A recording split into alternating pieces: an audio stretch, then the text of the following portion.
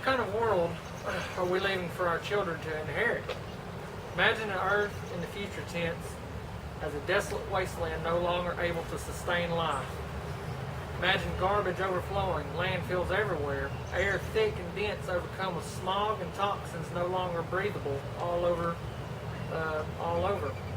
All water sources poisoned and vegetation dried up, no longer able to provide food sources for animals, which would again provide us for food sources. Sounds like an apocalyptic horror movie, doesn't it? Yet this is becoming more of a feasible reality with every passing day. This is why we need to protect and preserve our planet and her delicate life-sustaining ecosystems. Immediately following, I will inform you of just why the preservation of the Earth is so critical to all humanity. Once you discover the great importance relevant to this issue, my fellow colleague Andrea Alvarez will inform you of an action plan to alleviate this dire matter. My second colleague, Sita Schlagman, will also explain both the benefits and consequences of failure to implement this action plan.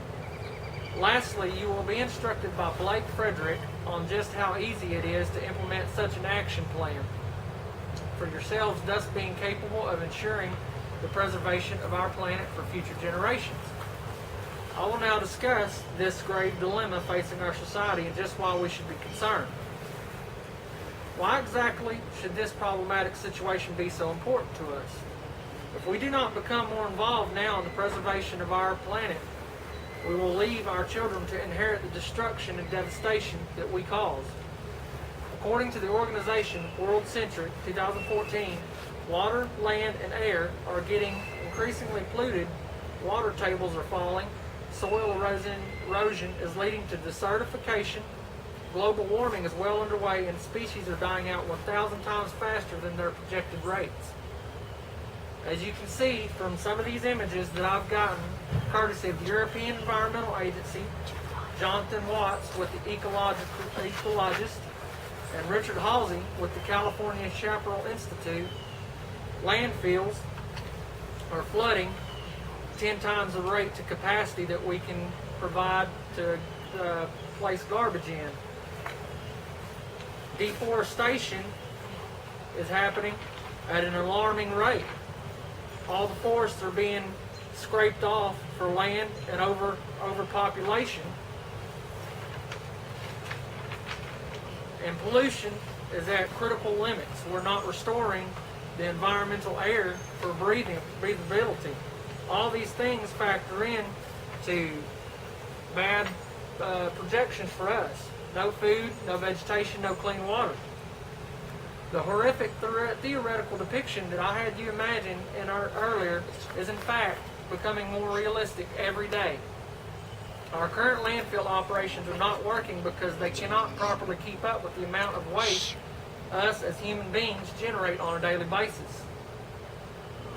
The U.S. Environmental Protection Agency 2013 released a report stating that in 2010 alone, Americans produced some 250 million tons of waste, or about 4.3 pounds of waste per person per day.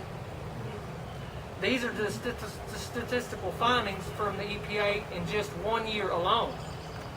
Something has to be done as a countermeasure to deter any more damage before it is too late.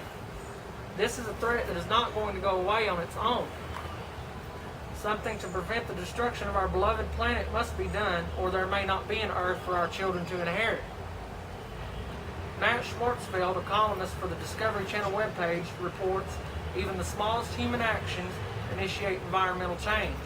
How we heat our homes and power our electronics, how we get around, what we do with our garbage, where our food comes from, and all of these put a strain on the environment beyond what it's designed to support.